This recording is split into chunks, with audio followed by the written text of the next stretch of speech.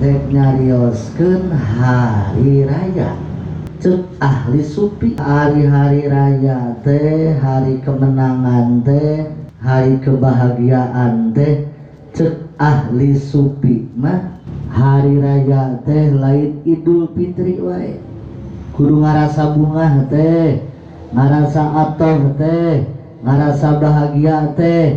Nyaeta aya nu disebut cek ahli supi, cek ahli tasawuf, cek ahli anu makrifat ka Gusti Allah. Nyaeta aya hari raya dina sapoe sapeuting ngalaman bersih tina dosa. Waduh geus berang teu ngomongkeun batur, hate karek dek dengki disengsarkeun, karek dek hasud hate disengsarkeun. Sabab untung urang jadi umat Islam.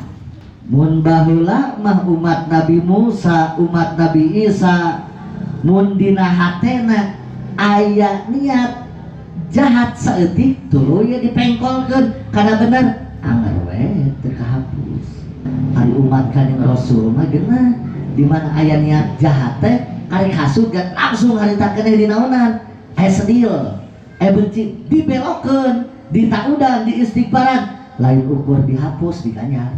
Tah jadi sing saha jelema anu dina sapoe sapeuting ngalaman bersih tina dosa, ngalaman dia mungkin wae sapoe sapeuting mah ngalam dina jero satahun sulit mungkin, atau dina jero saminggu mungkin sulit. Ieu mah dina jero sapoe sapeuting ngalaman bersih tina dosa.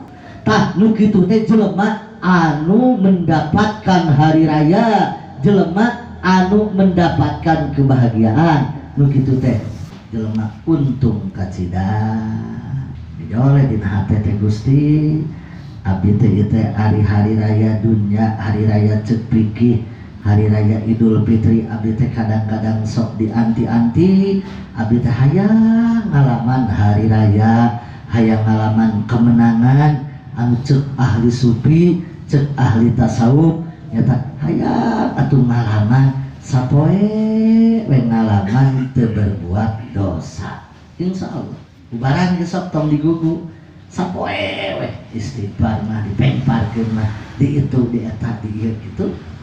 Keur beda hate mah dina Islam mah bahagia karek neng jol belokkeun dina Islam mah dihapus.